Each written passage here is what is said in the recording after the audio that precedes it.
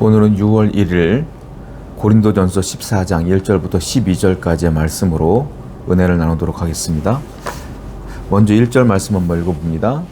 사랑을 추구하며 신령한 것들을 사모하되 특별히 예언을 하려고 하라. 고린도전서 13장에서는 사랑이 은사 중에 최고다라고 바울은 분명하게 말했습니다. 그런데 오늘 14장을 보면 사랑을 추구해야 된다라고 말하지만 신령한 것들을 또 사모해야 된다라고 말하고 있어요. 자, 신령한 것들은 무엇을 말하느냐면 하나님이 주시는 영적인 선물, 다른 말로 영적인 은사를 말하는 것입니다. 즉 바울이 말하고 싶은 것은 사랑이 최고로 좋은 은사이지만 사랑 하나 가지고 하나님의 일을 이루기는 어렵다라는 거예요. 그러니까 사랑은 무엇이냐면 모든 은사의 기본으로 들어가야 되는 것이다.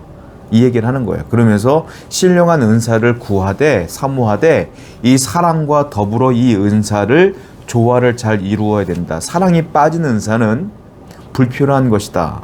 교회 덕을 세우지 못한다 라고 말하는 것이죠. 그러니까 사랑을 가지고 그 은사들을 사모하여 이 사랑을 기반으로 하여 조화를 잘 이루면 하나님과 더불어 이 교회 덕을 세우는데 아주 중요한 역할을 할 것이다 라고 바울은 얘기하는 거예요.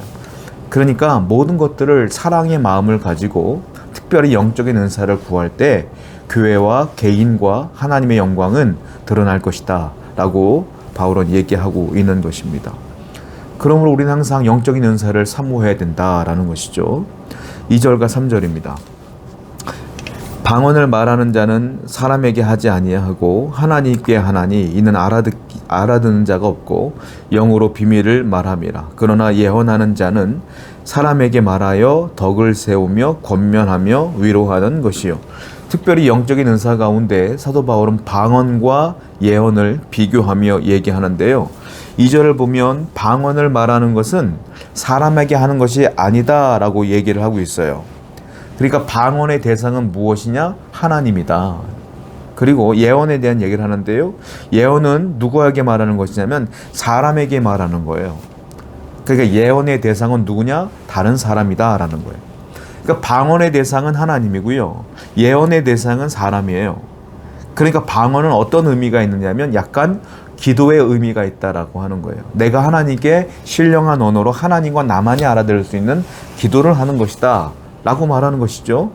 특별히 예언이라는 것을 여러분들이 오해하시면 안 되는데 예언 그러면 예언의 은사는 사람들이 흔히 무당이 우리의 미래를 점쳐줄 때 하는 예언 그렇게 생각할 때가 많습니다. 그러나 성경에서 말하는 예언은 그런 의미로 말하는 것이 아닙니다. 예언은 무엇이냐면 하나님의 말씀을 전달하는 것이 예언이에요. 그러니까 무당들이 갔을 때 너는 앞으로 이렇게 되니까 이거 조심해 저거 조심해 이쪽 길로 가 저쪽 길로 가면 안 돼 이런 예언이 아니라는 거예요. 그러니까 여러분들이 교회에 와서 목사님들께 기도받을 때에 목사님들이 내 미래와 내 인생을 예언해 주기를 바라지 마세요. 성경에 말하는 예언의 은사는 그런 은사가 아니라 하나님의 말씀을 전달해 주는 은사예요. 결국 그것이 우리의 미래에 대한 얘기겠죠. 하나님께서 원하시는 우리의 미래에 대한 이야기. 그러니까 여러분들이 무엇이 궁금하다고 해서 무당 찾아가듯이 목사님께 찾아와서 이거 해야 돼요 저거 해야 돼요 묻는 건 올바른 건 아니다라는 거예요. 자, 중요한 건 뭐냐? 방언은 하나님이 대상이에요. 예언은 사람이 대상이에요. 방언은 기도의 성격이 강해요. 그러니까 제가 설명해 드린 것처럼 예언은 설교의 형식이 강해요. 그리고 권면하며 격려하는 게 예언이다. 바울은 그렇게 얘기하고 있는 거예요. 그러니까 방언과 예언의 은사 중에 무엇이 유익이 되는 것이냐면 방언은 나한테 유익이 되는 거예요. 내가 하나님께 기도하는 거니까. 근데 예언은 설교와 격려와 권면이기 때문에 예언은 듣는 이들에게 유익이 되는 거예요. 그러니까 가능하면 방언의 은사보다는 예언의 은사를 구하라라고 바울이 말하고 있는 겁니다. 왜? 모든 은사의 목적은 사랑이 기반이 되어야 되며 교회와 하나님의 영광, 교회의 덕을 세우고 하나님의 덕을 세우는 데 사용되어야 되기 때문에 방언보다는 예언이 더 좋다라고 바울이 얘기하고 있는 거예요. 그러니까 하나님께 말씀을 듣는 것이 중요하다라고 바울이 얘기하는 것이겠죠. 4절부터 5절입니다. 방언을 말하는 자는 자기의 덕을 세우고 예언하는 자는 교회의 덕을 세우나니 나는 너희가 다 방언 말하기를 원하나 특별히 예언하기를 원하노라. 만일 방언을 말하는 자가 통역하여 교회의 덕을 세우지 아니하면 예언하는 자만 못하니라. 지금 그 얘기하고 있는 거예요. 방언은 내 스스로 기도할 때 유익한 것이지 다른 이들에게는 하나도 유익이 되지 않는 것이 방언의 은사다라는 거예요.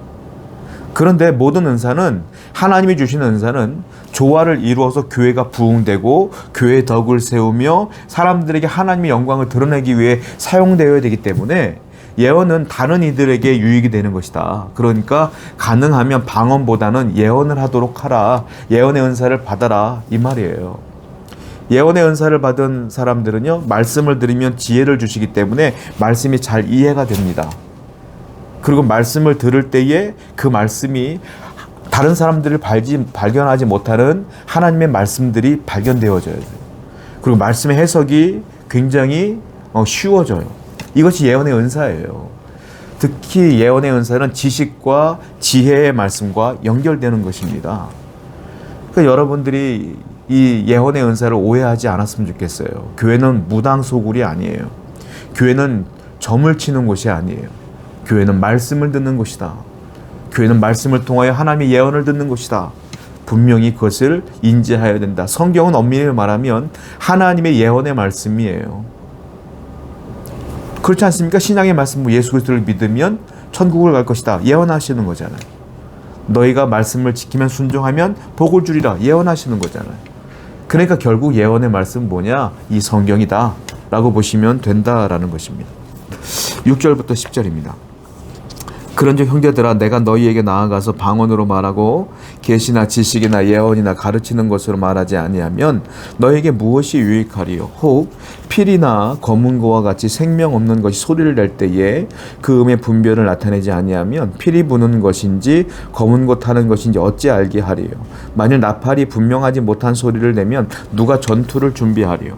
이와 같이 너희도 혀로서 알아듣기 쉬운 말을 하지 아니하면 그 말하는 것을 어찌 알리요? 이는 허공에다 말하는 것이라. 이같이 세상에 소리의 종류가 많으나 뜻없는 소리는 없나니. 자, 방언과 예언에 대한 얘기 중에 특히 방언의 무익함.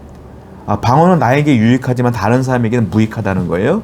방언의 무익함을 대한 얘기를 하는데 여러 가지 예를 통해서 우리에게 설명해 주고 있다는 겁니다. 예를 들자면 이런 거예요. 필이나 검은 고. 피리와 검은 고, 생명 없는 것이 소리를 낼 때는 그 음의 소리를 분명히 내야 우리가 필인 줄 알고 검은 고인 줄 알지 않겠느냐 이 말이죠.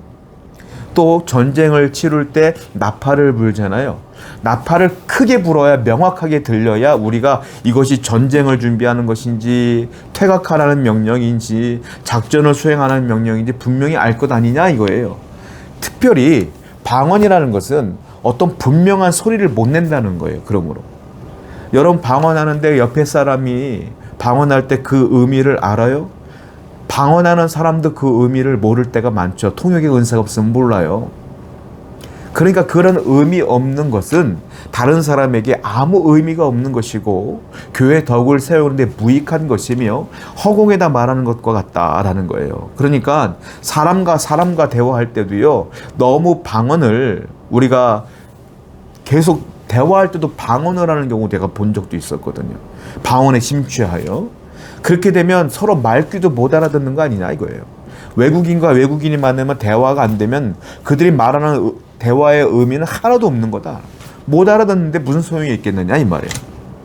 그러므로 성도는 분명한 의미와 소리를 낼 줄 알아야 되는데 그건 방언으로는 하긴 어렵다. 그럼 무엇이 낫겠느냐? 예언의 은사로 해라 이 말이에요.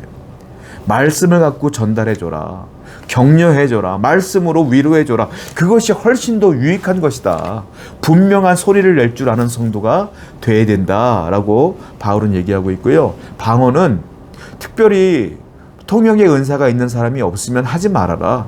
너 혼자 골방에서 기도할 때 방언으로 하고 너 혼자 기도할 때 방언을 하는 건 아무 문제 없지만 다른 사람과 할 때 다른 사람에게 어떤 대화를 할 때 이 방언은 무익한 거야 라고 얘기하고 있어요.